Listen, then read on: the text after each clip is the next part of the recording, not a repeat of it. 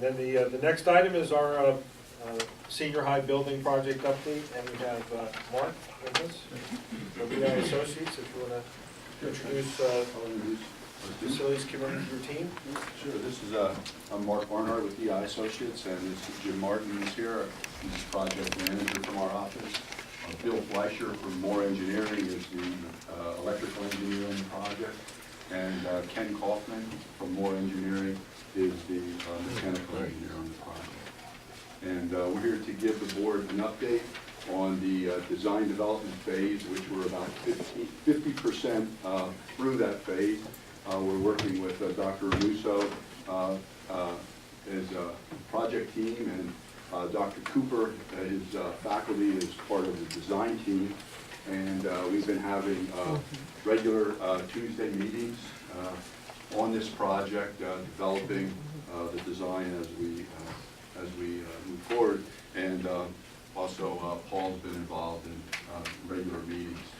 So we have a whole team working on this process. And keep in mind, once again, the documents that we passed out are marked draft, so they're not the final documents. A lot of this is being developed as we move through the project. So we're on page with that. So what I'm going to do is I'm going to go through a series of drawings that we're developing, and I think the board has a copy of these packets. I'm going to talk about the design, I'm going to talk about the schedule, and then I'm going to talk about sustainability and energy savings that we're incorporating into the project. And this is the site plan of the campus, which we've looked at as we developed through the project. Campus plan. The brown is the high school, it's the existing building, and then the blue areas are the proposed additions on the building. This is a little bit larger, seeing the plan. This is all being driven by two things. One is a feasibility study that we looked at the mechanical systems, electrical systems, code issues that are in the building that need to be addressed. And then we looked at the educational program of the school district, and part of the program was to bring 9th grade to the high school to make room for growth at the elementary level as the grades are adjusted in your district. Mark, can we back up the previous slide? Sure. Previous one. What are we doing down here in the lower left-hand corner? What is that? Down in this area. No, where the blue is. That's the elementary school, and this is the district office where we are today. Okay, well, So, well, that should really be, yes, it should really be brown. Yes, we aren't doing anything there, that's a good. Yeah, that should be brown. Tear it down. Good point, very good. Thank you. I thought we were getting some gifts. So, just going through the building, and this is the site plan. One of the things we are addressing on the site is site circulation. You can see the darker areas of the parking are some new parking and some drop-off. You can see we're addressing the tennis court repairs. So anywhere that is dark gray on this plan is where the parking is being addressed, or new paving on the site. This is the basement area of the building. I think in earlier meetings we talked about some additional storage being added to the building. So this is that was the existing basement, and then this is the new basement area where you can see the lower level storage that we talked about in previous meetings that could be an alternate bid on the project. Okay, that's what I was going to ask. That is an alternate bid, that's not. Right. Well, as we go through here and we do another estimate, we'll be able to see if that can fit into the budget that was set for the project. I think at schematic level, we talked about that being an alternate bid. So we'll be doing another estimate at the completion of the design development phase, and then we can update the board where we are at that point. Thank you. So this is the first floor of the existing building. And what I'm going to try to show you as we go through here, which you can't see in your paper handouts, is we're going to do some transitions into the new design. So they fade-in transition, existing building, and then the proposed design to meet your educational program.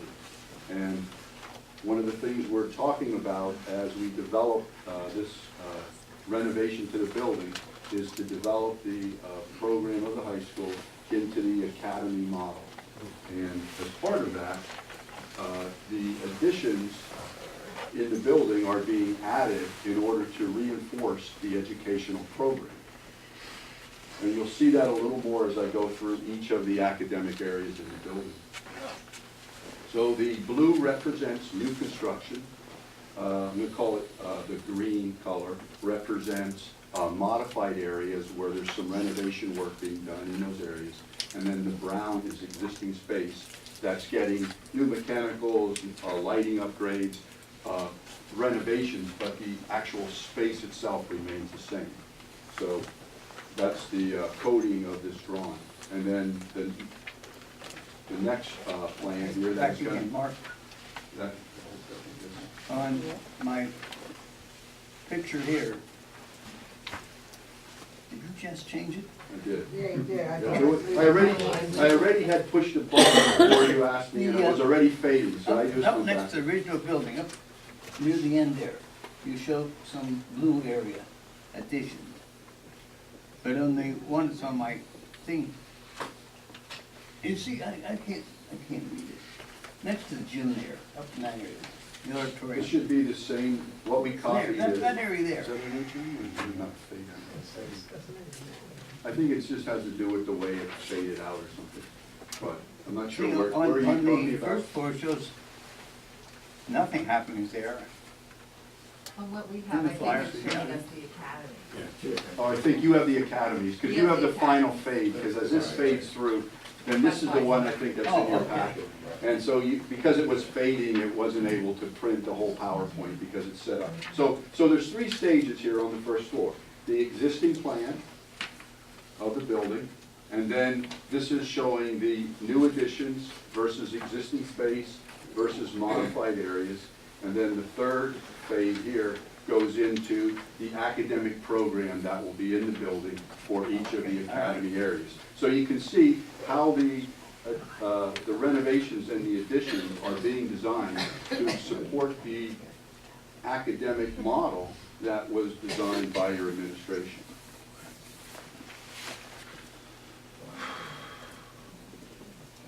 And I'll have larger plans of each of these academy areas, so you can see the academies are indicated by the color coding.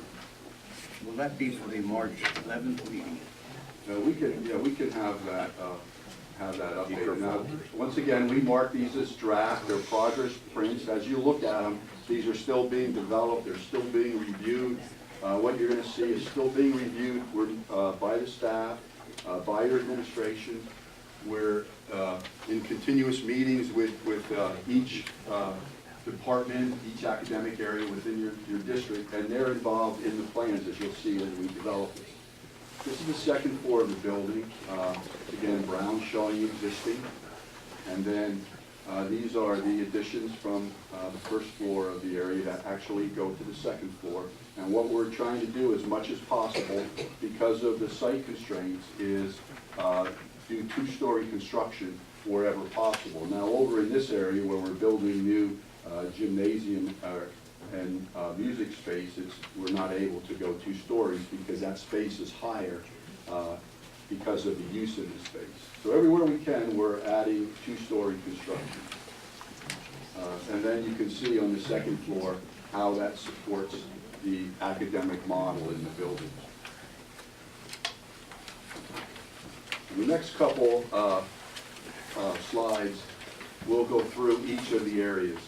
So one of the things as we talk about this is the student commons, or really the core of the building, are the shared areas in the building that are shared by all the academic areas in the building, the administration, guidance, health suite, library, and you can see how that area is being expanded. And this is the entrances to the building, which we talked about before, developing an entrance on each side of the building. And so there's administration and guidance on both sides of the building. We're creating secure entrance vestibules that come into the building so that students can, and parents can enter on either side of the building, and that's controlled by secure entrance points. As you come through this center core, you can see the green, once again, is the renovated areas. We've met with the media center staff. We've met with, starting to meet with the food service, developing the area in the core of the building. So this next slide then shows those blue areas are the what we're calling the core areas of the building, shared areas of the building. And as we continue to develop each of those areas, you'll see a layout that we're starting to look at the furniture and equipment that goes in each of the spaces. So that's the student commons. The next program we're working on with Dr. Cooper and his staff is developing the STEM spaces within the building to go along with the program that's being developed. So everything is addressing the academic model that is being planned for the building. Here you can see the addition. Yes? I think maybe for the people that are here, that STEM might be not something that they're not familiar with, and maybe we should explain what those initials stand Okay. for. STEM is for science, technology, engineering, and math. And the idea with the academic programs is to develop almost smaller schools within a school, so that each of these academic areas would be almost a school within a school. And so here you can see the two-story additions that are being added to support the STEM program, and what's that requiring is that we built some new science labs that are up to date and support that program. In some of the other science areas within the building, we're using a lot of the same layouts, equipment that are in those buildings. We're just upgrading the mechanical systems in the building. So we're reusing a lot of the existing facilities. So you can see here where this technology lab, all these brown areas are reusing the existing spaces in the building. So you can see in this area, as an example, the blue areas, which are new construction, are adding to the building, but the brown areas are maintaining the existing program. Mark, question.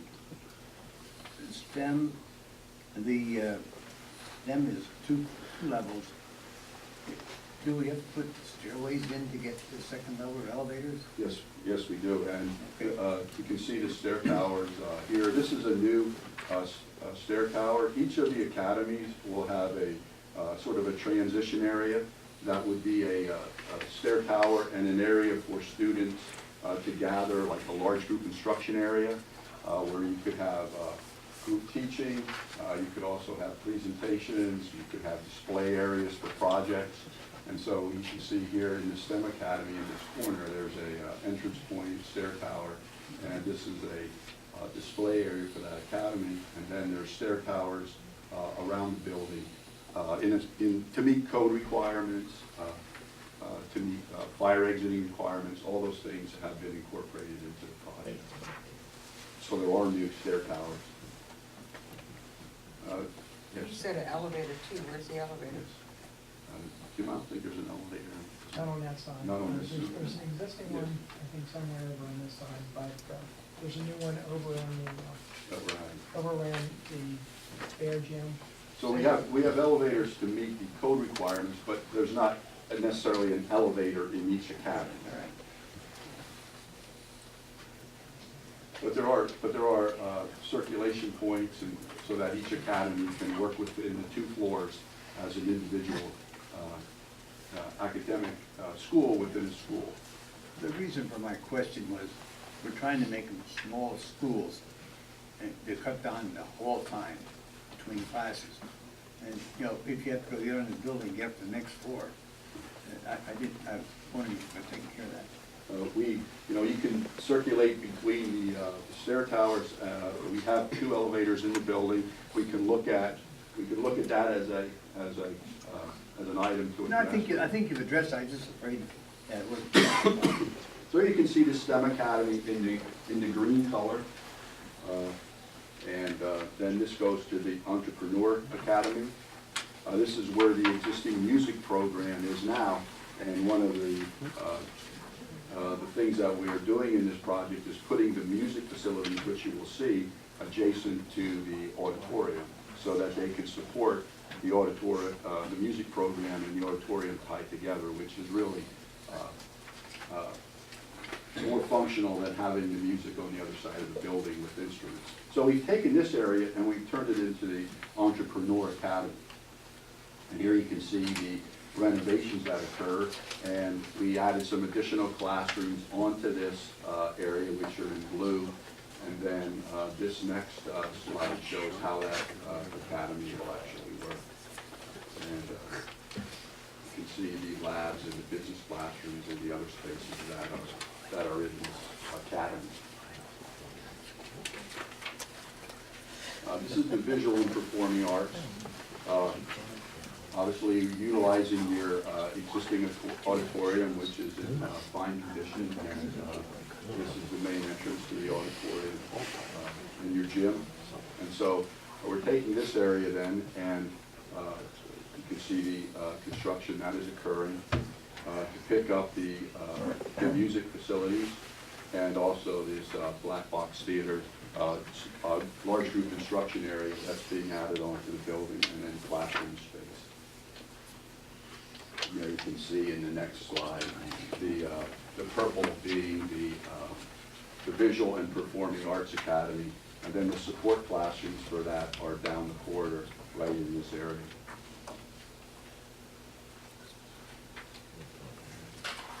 And then this is the Developmental and Health Sciences Academy, and that's the existing space. The new construction. Picking up some new health fitness area for a wrestling facility, or a multi-purpose facility for that. And then you can see we're picking up some additional space here. So then the next slide is the brown area is the developmental and health sciences. Once again, here we're adding some space, but we're reusing a lot of the locker room facilities, we're using the gymnasium that are in the building. So this is located around the existing facilities that support this academy. So then what we're doing at this point, I'm sorry. I just wanted to point back, if you go back, that I think that someone was talking about the cafe we were having, and I was like, where did I miss that? And I see this right here. Is that's connected to the educational program with the family, consumer, and science, correct? That they will have, is that how that's working? So it's not. What you? The last time you said about it was in the library. You have little cafes in there. Yeah, I think it's part of your educational program, though, to support that. Right. I just wanted that to be clear for. That's over in the curriculum. that's over in the core, but that would be a student-run facility and would be part of the educational program. Okay. You can see one over here, right in this area. There's a small cafe. Right, that's what I saw. So what we're currently doing, as we meet right now, we're meeting with each of the areas in the building, in this case the administration, and we're starting to look at what the interior spaces should be within the building in order to design these to meet your program and to the future of how your district is going to develop when this building is complete. So this is the main entrance, and what we're doing is coming in, we're creating after the students are in the building, this area could be locked down. People would come into the building. We have a window where they could check ID, and then could be buzzed into the building and this would be a secure entrance and then come into the building. So we're looking at a lot of the security issues that are involved with the school as we're planning this building. And then we're currently in the process, once again, this is a draft progress print. We're still going to be working on these plans for another month or so until we complete the design development phase. But this is a progress update to the board. So we're starting to look at all the areas within each of these spaces. So that's the administration. And then that goes up to the second floor area. The next slide goes up to the second floor. I mean, we're talking about the details that go into the building, faculty, mail, how do they receive their mail, what are the size of the mailboxes. So we're starting to get into discussions about those issues, and we're working on that, and we're starting to develop these plans. So some of these have not gone back to the staff for the second review. We got their comments, we met with them, we made some changes, we're going back and meeting with them again. So they're not signed off by the high school administration or staff or Dr. Musa at this point. We're still developing. I just want to make that clear as we go through. So this is the other entrance to the building, which includes the school counseling and nurses suite on the first floor. A very similar layout as far as the entrance is concerned, security coming into the building, and then also there's a second floor above it. This is the library and learning commons in the building, where we've been working on that, utilizing your existing library space, and then looking at that, allowing that to, we've had quite a few discussions about the stack areas, about technology, about providing this secure area for books, but then allowing a more open area, which becomes part of the commons for students to work with their laptops or devices or other things where they can actually be more part of this core area. So I think this is a lot of discussions are occurring here as part of a change in how schools are being used as you go into the future, and especially with the impact of technology and handheld devices in schools, and the change from printed material to technology. So we're looking at that as we develop it. So this is the classrooms in the Academy Commons. This is that transitional stair area that each academy has, and the seating area and meeting area for students, staff, in order to, for each academy to have a core area and a place for presentations. So we're taking this stair tower and really utilizing it and making it a more useful area in each academy. The science labs, a lot of these are existing science labs, utilizing some of a lot of the existing equipment. The next slide is the fine arts classrooms, and just reflecting some of our meetings with the fine arts department.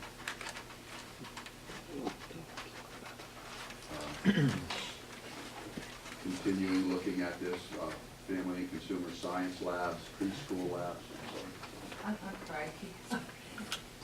Am I correct in that you're going to try and utilize as much of the same furniture as possible in the classrooms, so you're not expending extra costs on that kind of Right, thing? and even some of the building equipment, like in the science labs, in meeting with some of the science staff, we're reusing a lot of the existing science equipment.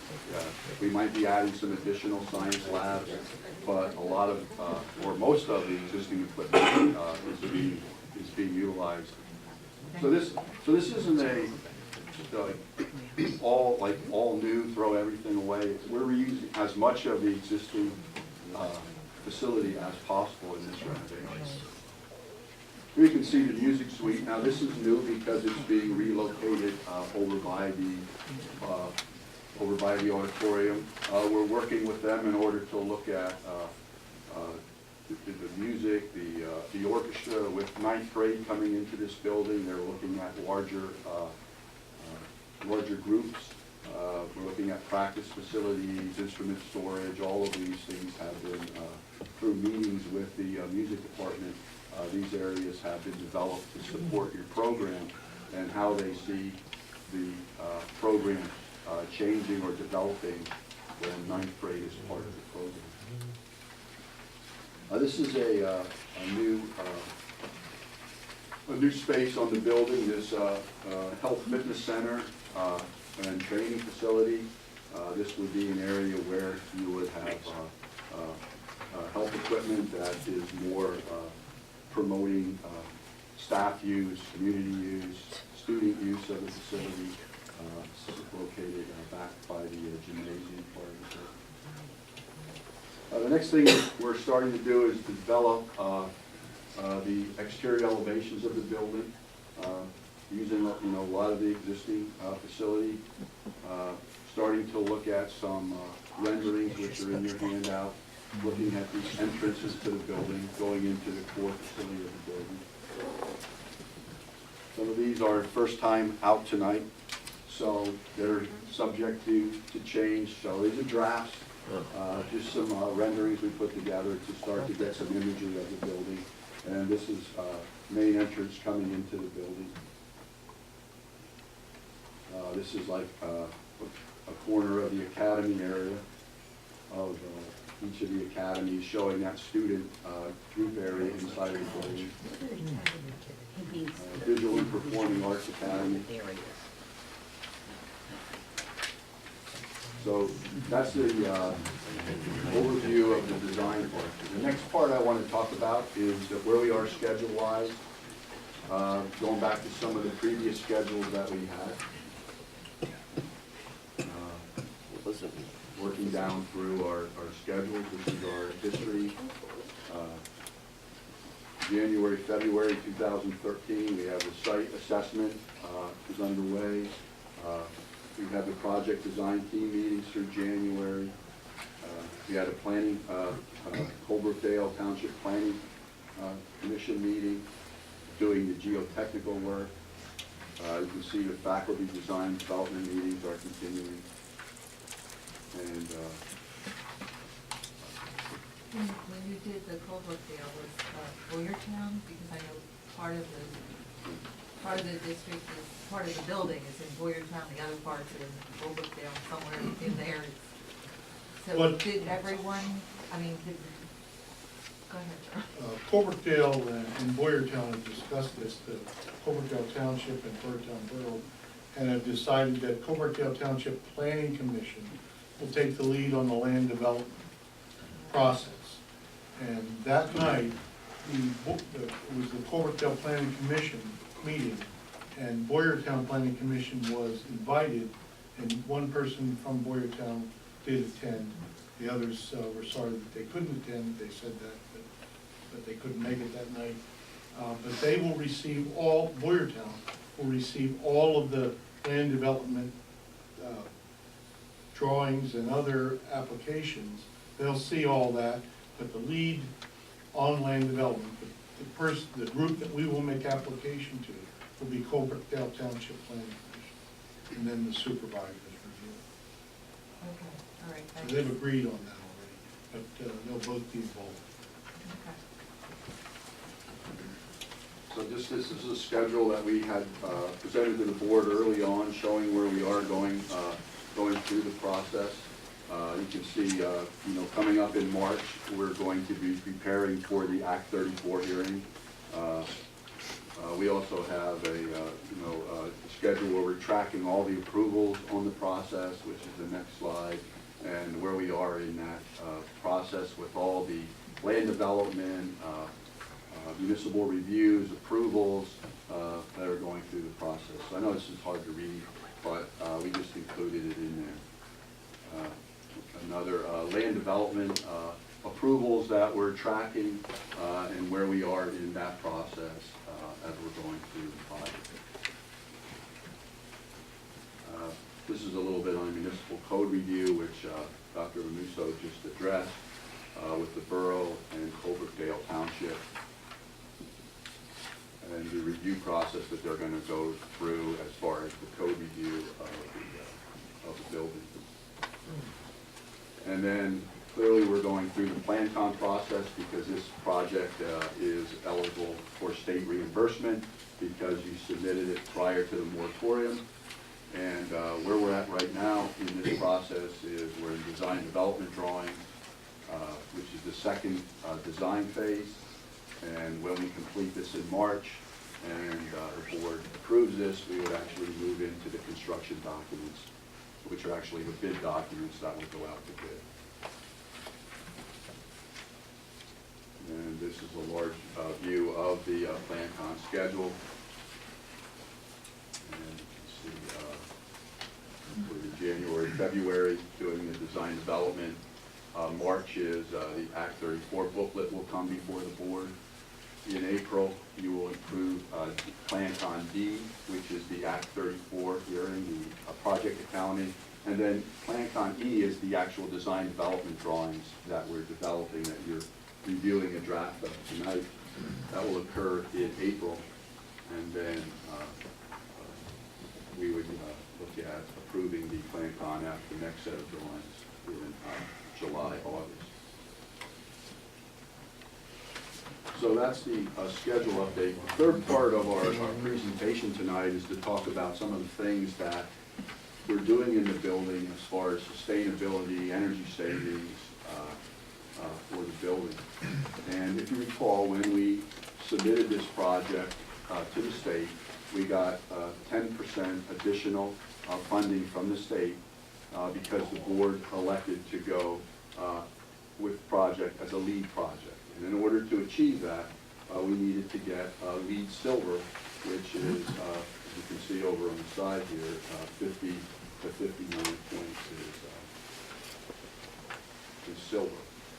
And that's what we have to achieve, at least 50 points on the project in order to get the additional reimbursement. So we've been tracking that through this LEED checklist process. And part of our design team meetings is a regular review with our engineers. And everything we do as far as mechanical systems, we have to do energy modeling on the project, the materials. So every step we take in the design has been based on the sustainability and the LEED rating on the project. So our engineers have been very involved in that, and so has the administration involved in the project. Right now we're tracking around 59 points, so we're in the category of silver, and we would be qualified for the additional 10% reimbursement. Question, if we would change that to 60, what would be the difference in return? Oh, the state doesn't give you any additional reimbursement if you go okay. all the way to 100 points. You still get the same reimbursement. Okay. What I'm going to show you as I move forward a little bit is if we get to 60 or we go beyond there, that there's an opportunity for the district to get some grant money. So I want to talk about that as part of the presentation tonight. So right now we're around 59 points at least silver. Now, so some of the things that we're doing are listed here, the sustainable design items on the project that we're doing. You can see there's items on the site that we're doing to promote sustainability and green features on the building. And these features go back to the LEED checklist and qualify for points under the LEED checklist. So different bullet points here translate back to different points. So you can see what the LEED process is trying to do, is trying to create this green building, this healthier environment, better air quality, to use materials without VOCs inside the building, to create a more daylighting, just to promote a healthier environment. So you can see on the site, we're looking at promoting bike storage and people walking, which is really great because your school is right in town. Students walk to the school. So we're trying to promote that as through the LEED process. And then on the building, We're looking at bringing daylighting into the school to reduce energy use. We're looking at shading devices so that we eliminate direct sunlight into the classrooms, recycling materials with recycled content, use regional materials, local materials, and then, designing the building for community use. On the systems, this is one of the areas we're still working through with, looking at the energy model, different systems. I think the last time we were here, we had some initial presentations on some mechanical systems that we're going to talk about tonight. Whether we look at different HVAC models, lighting systems, ventilation. And then there's some things as an owner that you have to do as far as thermal comfort control, green building.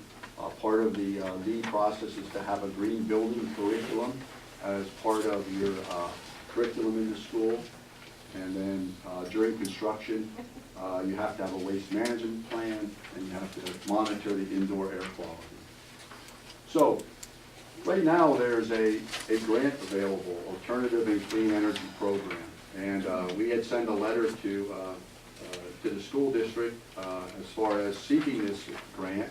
One of the things that is a qualification to get this grant is you must do a LEED project, and you must have a gold project in order to qualify for the grant. The maximum of the grant is $2 million, or 10% of the total eligible construction renovation costs. So that makes you eligible for $2 million in grant money, but we have to get to the LEED goal in order to do that.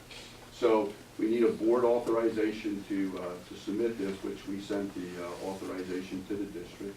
And they have indicated that the successful applicants will be notified by May 7th. And this has to go in the beginning of March.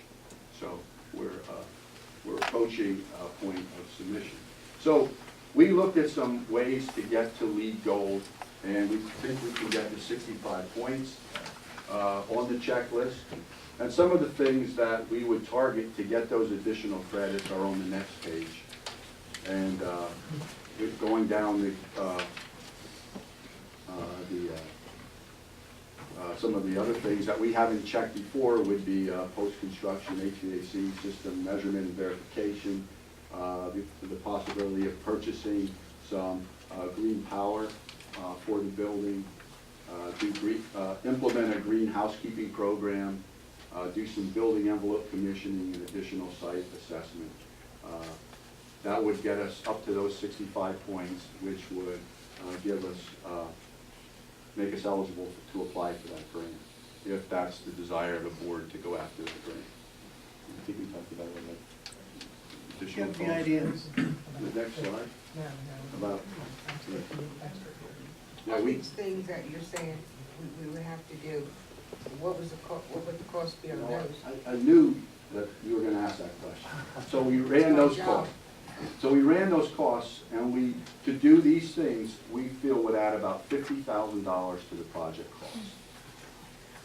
So depending what you get as a grant, you could decide whether you wanted to proceed. And we could apply for the grant. If, say you only got, maybe you only got $100,000, you may say, well, that's not accepted because we have to get the gold and we have to spend $50,000. If you get $2 million in grant money, it would be worth spending some additional money to purchase the green power and do these other things in order to make you eligible for LEED Gold. So it's like go to the casinos and do It's not quite like that. It's not quite like that. I think it's a little better than going to the casino. It has nothing to do with us. All we're doing is we're completing the application. Our engineers are going to do all the calculations. There's a very complex form that you have to go through to qualify for this.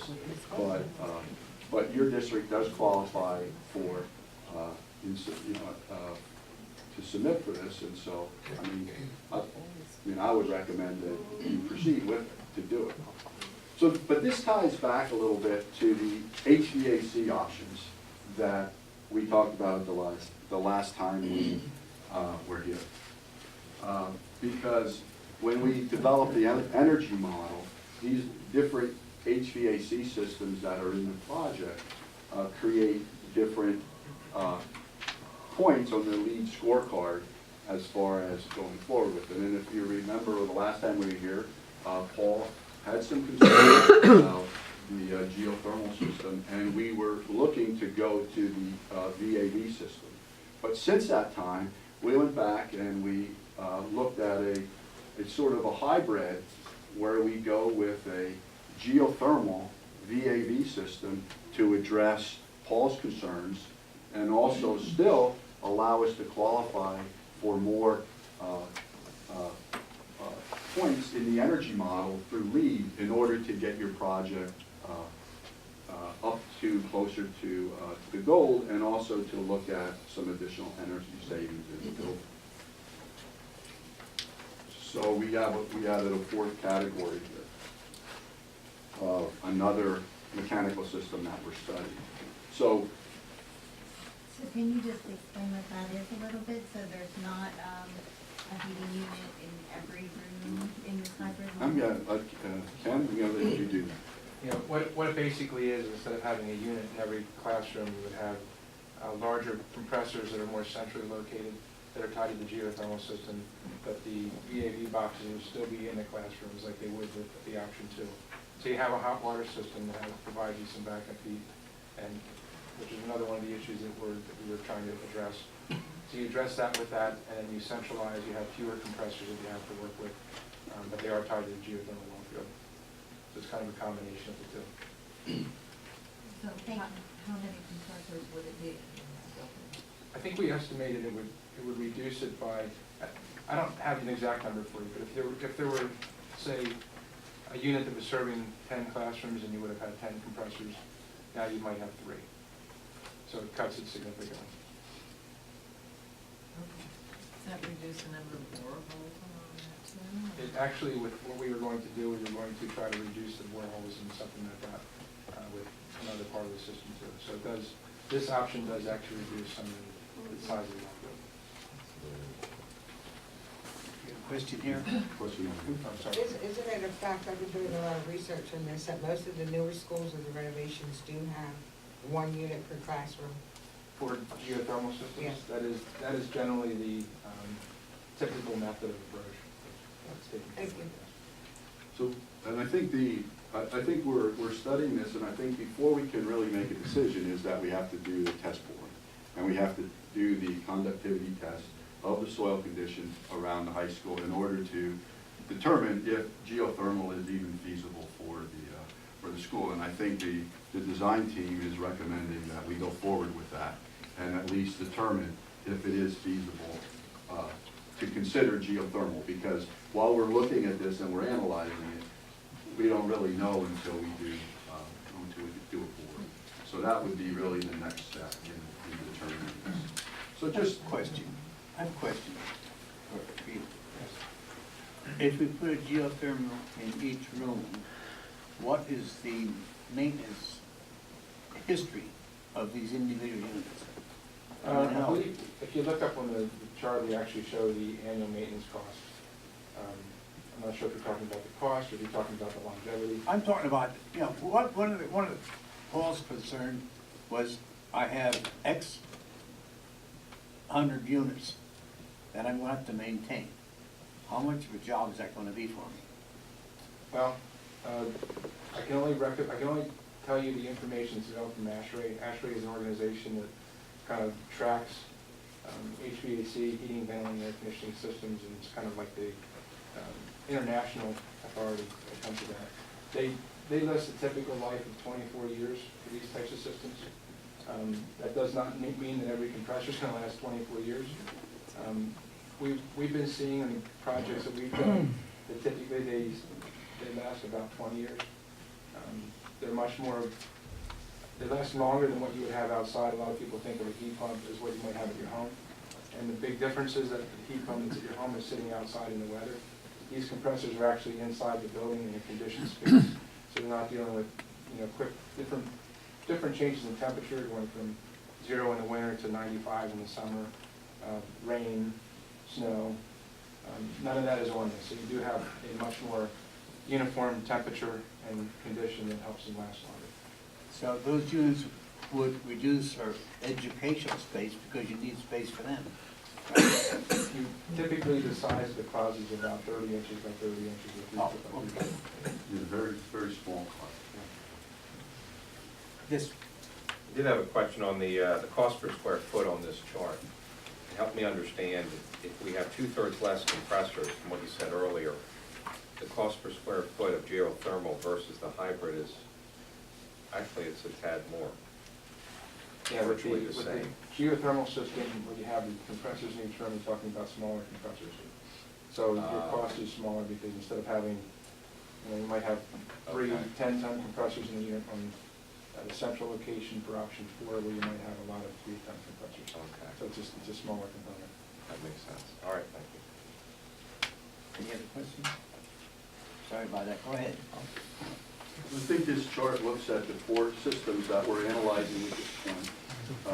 You know, you can see the first cost, life cycle cost, operating cost. And the other thing that we're looking at doing is we're looking to upgrade the lighting in the classrooms. So as long as you're here, you might as well address this. Can I just ask one question before we start? You said about making boreholes and checking about this 4th option. Is that all additional cost to us? Well, part of, it's not additional, we have that in the soft costs for the project that we already looked at as a total project cost. So we have projected soft costs to do surveys, testing, that type of thing is already in the cost. Not necessarily this one, just all of them. Right, so they're already programmed in the total project cost. We're not gonna run out of that money. We can track that for you. I think we have a list that we have where we have set the money up. But that was already programmed into the project cost. Did we get a proposal from that? Yeah, we did. Yeah. Yeah, if I could address that also, if this, let's say that we got the test results back, and it was found to be very good, and it's something we wanted to move forward with. That well that was done for that test bore would actually become the first well in your well field. So it's not cost that you're throwing out, they actually put a bore in and put a closed loop system. You don't use the groundwater, this is a closed loop, it's essentially a long vertical bore with a pipe in it that's ground solid. And they test that to determine how much temperature the ground can take, can absorb essentially. And that's the conductivity that we then use to calculate how big the field needs to be. But what we're showing up here, and the importance of this, what we're showing is we don't have that data right now. So we're estimating it based on an industry standard. But it could be higher, it could be lower. So we're trying to pinpoint what that cost is exactly so that you have a better basis of analysis and you can make a decision off of. That's really the purpose of it. So it is very important. If it's something you're looking at pursuing, you definitely need to do that. We can't complete our design without it. Right, thank you. Another question while you're there. You created one for me. You said it's a closed system. Yes. Does that mean that we will not have a water treatment problem? Like we have to dump it every 3 years and replace it, or? No, it's like any system that does require some level of maintenance. You have to just make sure your levels are properly maintained. But it is closed, you're not adding water to it. So as long as you don't have leaks, generally you don't have any issues with that. Thank you.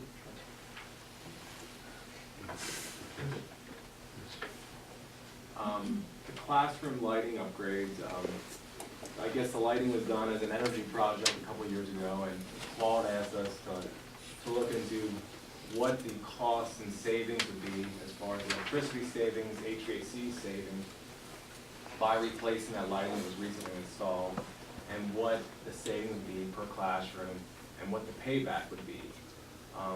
As part of the project, we were looking at achieving as many lead points as possible, and one of those is to reduce the wattage throughout the building by replacing this lighting. So that would also reduce your electric savings, your HVAC cooling savings, and also allow you to achieve another point towards your lead goals. And our payback was the 14 years, but what that doesn't consider is, since we are replacing a total HVAC system, a lot of this lighting would need to be taken down, stored, then reinstalled, and also By the end of this project, those fixtures would be roughly 8 years old, and usually the life expectancy is around 20 years. So what that would be is, before your next renovation project, you would possibly have to need to replace some of that lighting if it's not done as part of the project now. That was mainly what this slide was. But we were analyzing that. So one of the things that we're trying to do, and I think the important part of this analysis that we're going through is we're trying to reduce the energy use intensity of this project. And the next thing in your program is what we're trying to do based on where the ASHRAE standard is on the project is 46, and we're looking at the different systems and how to get your energy costs of your building down in the future. So that's just to give you an idea of the process we're going through as we design everything in the building. We're looking at ways to reduce the energy use of the building. And then you can see at the bottom the different models of the different systems and what their energy use would be. So the new So- BA, if you want to move BAV system, we're actually using more than we currently are on the two-pipe, correct? That would be correct. And I think that's based on the two-pipe system is not simultaneous heating and cooling at the same time, and the systems that we're proposing to put in the building would allow cooling or heating whatever side of the building you were on. Currently, you don't have that in your building. I think there's more air exchange requirements now than there was in this building, so that also requires some additional electricity because of the requirements of the building. But so that's just an example, and we just put this slide in to show you an example of how energy costs in buildings are going down. Just look, this is the average of schools, and as things are going down, I mean, this is where we want to try to go with your building as low as possible in energy use. So this is just a national study that was done of where schools are, where they typically are, where they should be, and where LEED projects are going as far as energy use. So it's important for taxpayer dollars to reduce the energy use of the building. That's our presentation.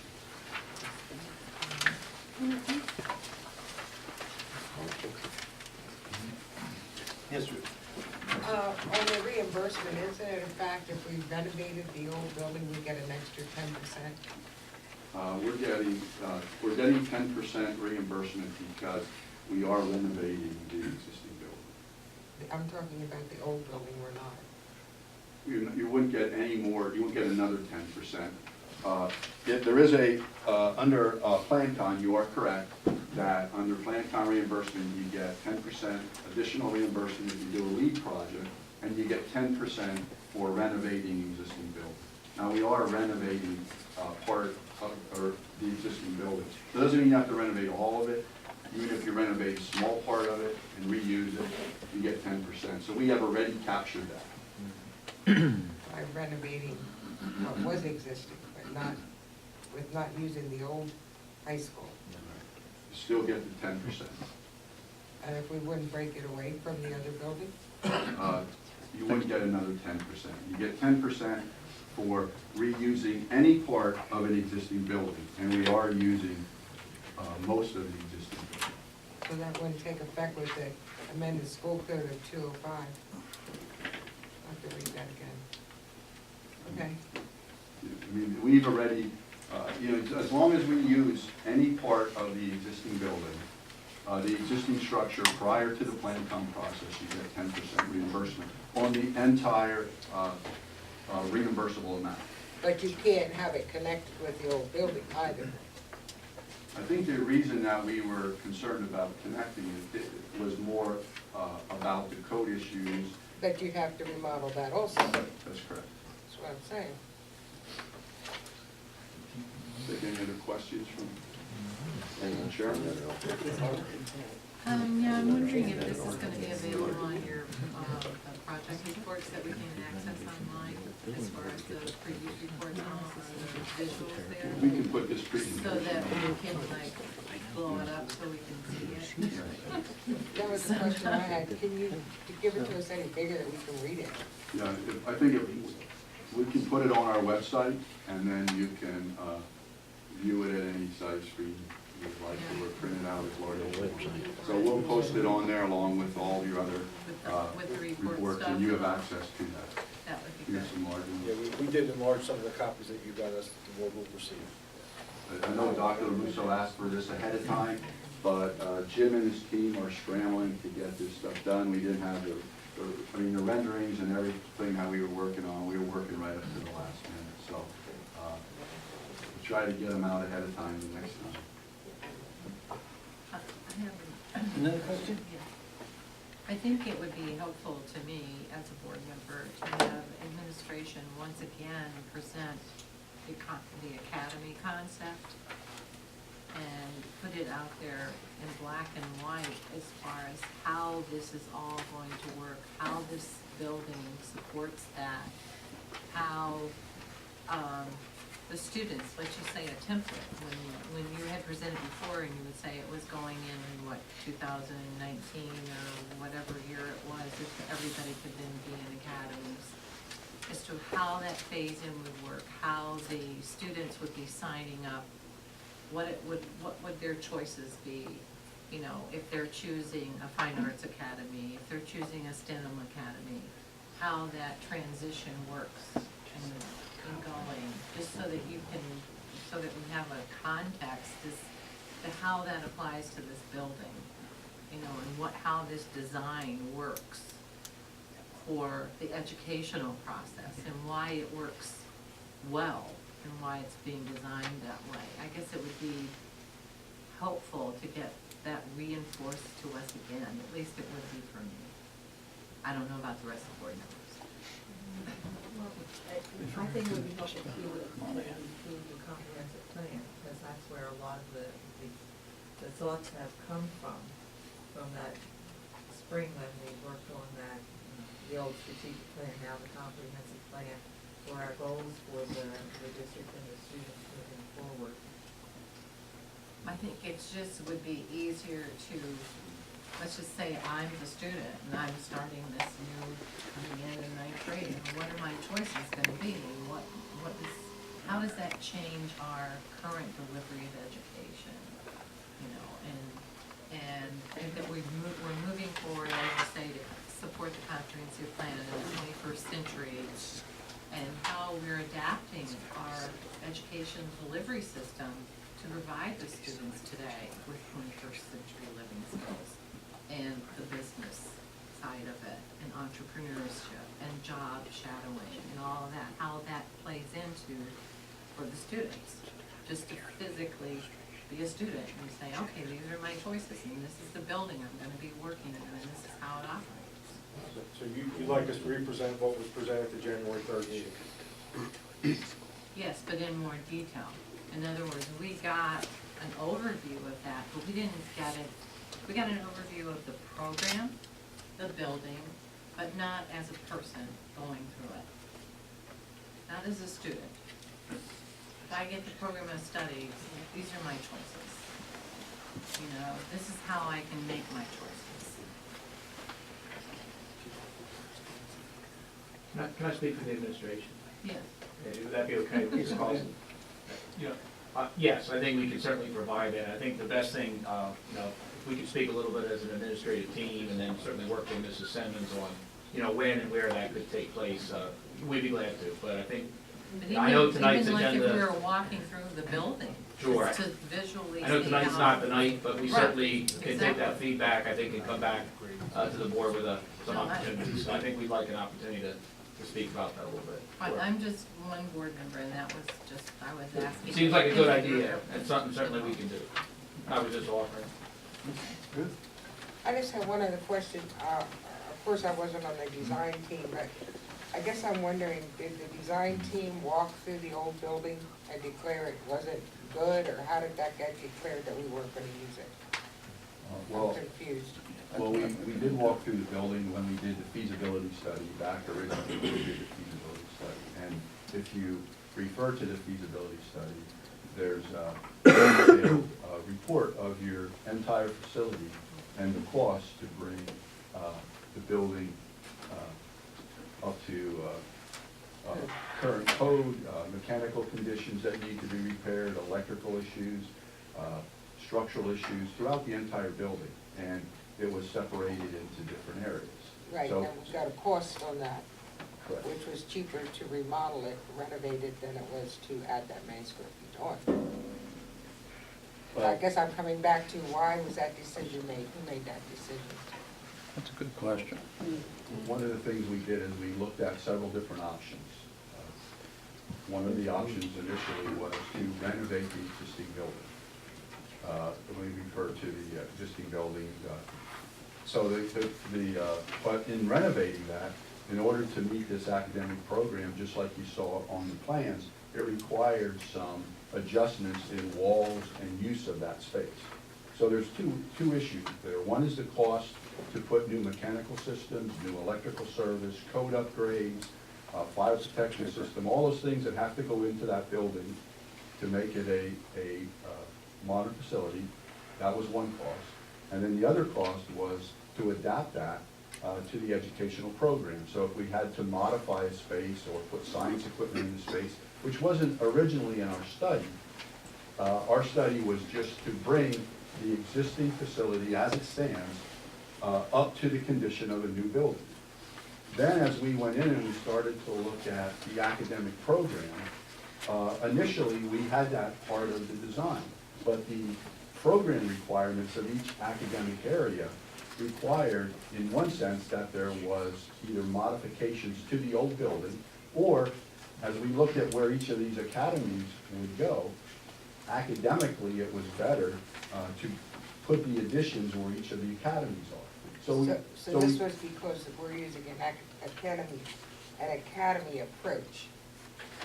Why? Well, part of that, yes, because what we did is we are designing a building to meet the academic model of your school district. I mean, otherwise you would have these programs scattered all around the building. So as we looked at putting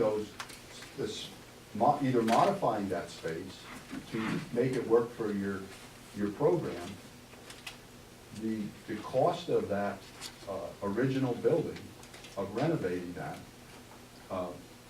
was the same cost as building new construction. Now, in the study, it wasn't, because the study just put new systems in that old building.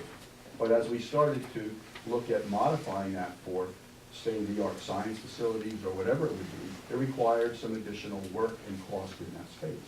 So now the cost of the two started to become very close to the same cost.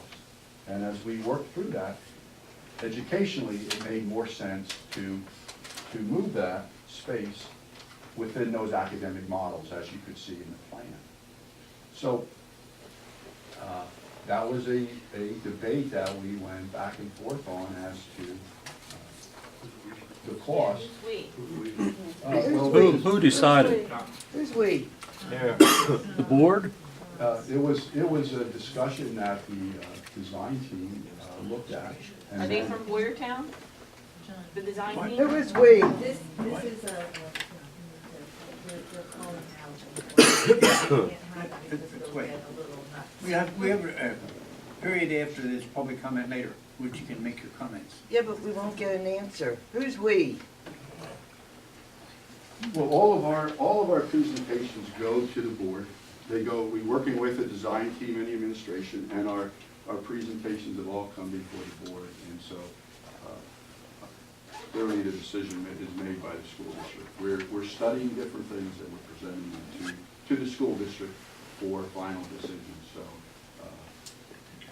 that is done. As each phase of the Plan-Com project moves forward, we are required to have a Department of Education requires a vote by the school board to submit each phase of the Plan-Com.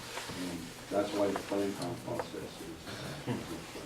So it is, each step is voted on and approved by the school. Thank Mark?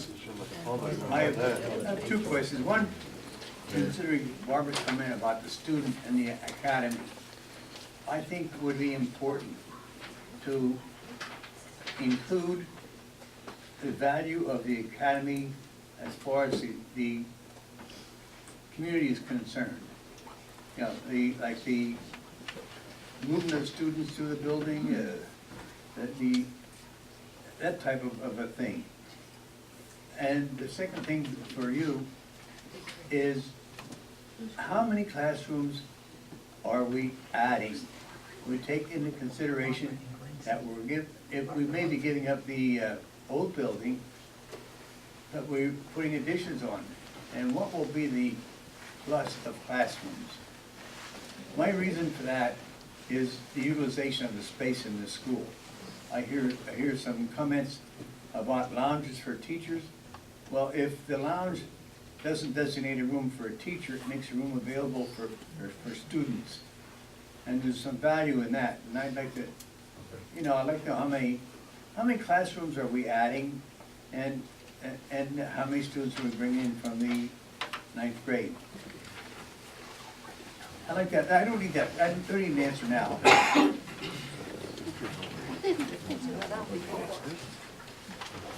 What? Yes. Mrs. Bureau, in our presentation on December 11th is when they went through the whole dollar amount and everything. Right. From the 1920, 1938 building, and it came up to 11.4 million, and the new was 12 million. Well, That was- I was 13.4, it was 2 million difference. Right, no, it came up like, what, 500 and some odd thousand difference. And then the other thing I think we discussed was the ongoing maintenance for the building, and that was at another facilities meeting, and I believe Paul brought that up, Mr. Greenwald, about it being 200 to 250,000 a year just to maintain our current structure. Dave, what are we gonna, Right. when are you gonna accept the Yeah. recommendation? Yeah. Accepting the findings? Oh, you don't read it. No, that's costing 250,000 to maintain it.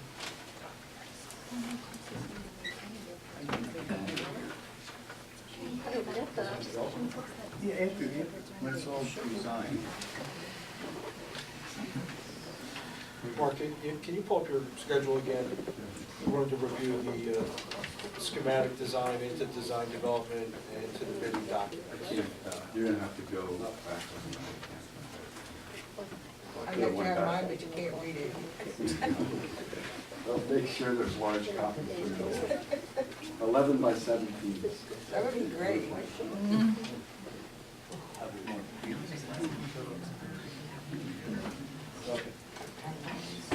Well, I mean, in talking about the schedule, I think, we do have a nice crowd here tonight. A lot of the folks here are just, coming on board as far as this whole process. Just to detail the process, and, Rob, jump in wherever you feel it's necessary, or Dr. Musso. I mean, these plans started back in the summer of 2011 when we started doing the comprehensive plan for where the district is heading educationally. At the same time, we were doing that development of the comprehensive plan, which had, teachers and the public and administrators and students involved. We also were having a demographic study done by Pennsylvania Economy League. They identified that we're looking at some major growth, as if you couldn't tell by driving Swamp Pike or 73 and looking at all the housing. But most of our growth is going to be coming from the eastern side of the district. So we have that issue that we've been trying to deal with for the last few years, and thankfully, because the economy hasn't been as dynamic as it was at the beginning of this of the 2000s, it's sort of slowed. The thing that scares us is that as the economy starts to come back and we start to see the real estate market pick back up, that's when we're going to start to see even more houses being built over there, because New Hanover has approved all those housing starts. So that's been the driving force behind all this, and the foundation of our entire plan is the comprehensive plan, and how instruction and the phase of instruction and how our kids are going to be learning as we go forward. So with the comprehensive plan in the back of our minds, we have to prepare for that, and we also have to prepare for the growth. In 2011, Pennsylvania Economy League did their study that made us more aware of what we had to be dealing with. We enlisted the help of EI Associates through a request for proposal for numerous architects. We hired EI Associates to do a feasibility study for us to let us know where our buildings were as far as their state of wear and tear. As you know, we have some very classic buildings in Boyertown. And where are we going to put all these kids as they come the next 10 years? So through the feasibility study, which was accepted by the board, we decided that we had to come up with several options to deal with this growth over the next 10 years. And we picked, the board picked an option that was, that included the expansion of the high school. Most high schools in the surrounding area are 9 through 12, PIAA, and recognizes grades 9 through 12 as high school, and our kids are 9th grade or still junior high. They should be at the high school learning the high school courses. But that didn't really help us with our growth issue on the eastern side. So what the immediate plan was to add 9th grade to the high school, turn our junior highs into middle schools, so they would serve as 6th through 8th. That would allow us to remove the 6th graders from the elementary schools and create some immediate relief from the growth of the elementary population. And the next item on our agenda is to talk about the next phases of our construction. But what we're concentrating on right now is the senior high school expansion. And I think as far as the folks that are just coming for the first time and learning about this process, we have 2 teams that were set up. The design team, which is made up of administrators, school board members, members of the public, a lot of teachers, students, everybody that has an investment into the betterment of Boyertown School District, both facility-wise and educational-wise. They're all having their input into what they would like to see. Now that could be a wish list that has to be managed, because we know that there's costs involved with all of these projects. The step above the design team is the project team. That's made up of administrators who work with EI Associates to say, what can we fit into our budget? We can't give everybody everything that they would like, but we'll consider what we need and what's going to be the betterment of our school district and our educational process. And that whole process started this past summer. So for the last 6 months, we've been talking about this. We finished the schematic design phase. The plans through that phase were shared with the board. The board accepted those plans. We're right now in the design development where we're starting to, things are starting to become more clear of how this is all going to work. Dr. Cooper did give a presentation on January 3rd about the concept of academies. They're currently, the design team and Dr. Cooper and his staff are currently visiting or planning to visit school districts that have successful academy structures. So to Mrs. Hartford's question, I think Dr. Cooper and his staff are learning more and more about how education is changing, what other school districts have done, the good things, the bad things. We don't want to make those same mistakes. So that's why we're going through that learning process. But I felt it necessary that everybody be brought up to speed, because it's great that you're all here and you all care about the school district, but we also care and we want to do what's best for the kids of Boyertown, not only for the kids that are in K-12 right now, but the kids that are going to be coming in the next generation. And a lot of that has to do with how education is going to be delivered. I would suggest that on our district website, you look up the comprehensive plan. Read it. It's got a lot of great information in there about where we're going with the district, how kids are going to learn, what skills we want them to learn, how they're going to be taught through either cyber charters or hybrid courses. That's the way colleges are doing it nowadays. We want our kids ready when they graduate to learn the best way they know how. Because we said that we're preparing kids now to work in jobs that don't even exist right now. And we need them to be learners, lifetime learners, and I think that's what our focus has been. So please do read the comprehensive plan. Read whatever's on our website now as far as what we've been doing for the last 6 months. The Pell studies there, the feasibility studies on our website. Please look at that, because there's a wealth of information on our website. So if anybody else has anything to offer. I would like to say that tonight he emphasized many things are still drafts. We have a meeting scheduled to cover the project on March 11th at Junior High West, 7:30 p.m. At that time, we'll have more detail, and you'll be able to get more firm answers than we're getting right now, because right now it's still in development. So I invite you all to show up on, Will we have the plans in front of us too? I mean, we're the taxpayers, we don't even have plans in front of us. they're on this, on the website, you can get them there.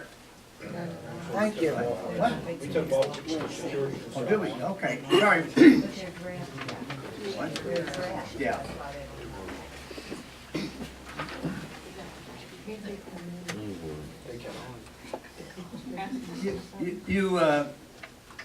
I understand, I missed this point, I forgot about, we took them off of the website for security reasons. Several years ago, we found out that all of our plans were on somebody's website in Russia, was it? Yeah. Yeah, they knew all of our buildings and structure outside of our area, so we took them off the website. But if you want to see them, you can come into the office and see them in the Ed Center, right here, through the business day. So they're available to see, and in draft form yet, they're still draft. What?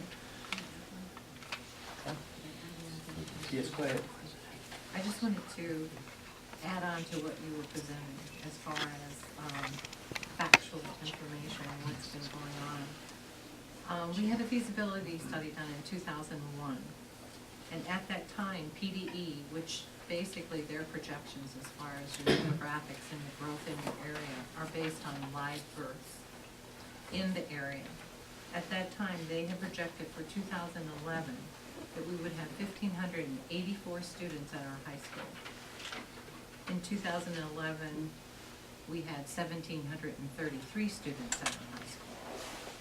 So we have a dire need to expand the space at the high school for our students. And in doing so, as Mr. Zablowski said, in supporting our comprehensive plan, et cetera, and moving our students' educational process and the delivery system to the 21st century. So to me, having 150 more students than was actually projected, that is an area where we need to address, and we need to address it now. I just want to say one thing, in 2001, we didn't have the cyber schools and the charter schools where we're losing kids to. We have our own now, hoping to move them back, but they aren't gonna be, some of them won't be in the classroom. So building brick and mortar right now, I think personally is the wrong thing to do.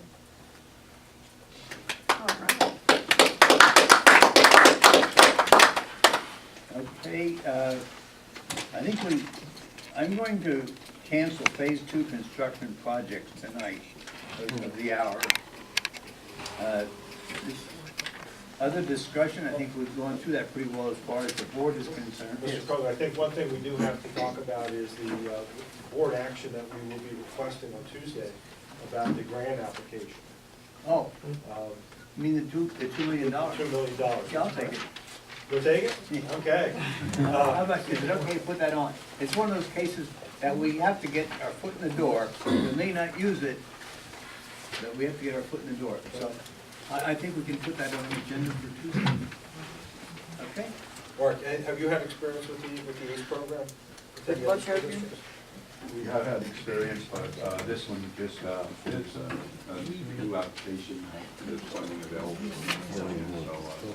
And EI would then be responsible for submitting our grant Yes, application? we send you a proposal to do that for you, and we would be doing the whole application along with our engineers, would be doing part of it. So we would take care of everything and submit it. Okay, just so the committee understands that this is an additional duty outside the VI Associates' normal architectural, and we will be incurring an additional cost for them to put the grant application together, which is kind of technical in nature, which just makes sense that they would do this for us.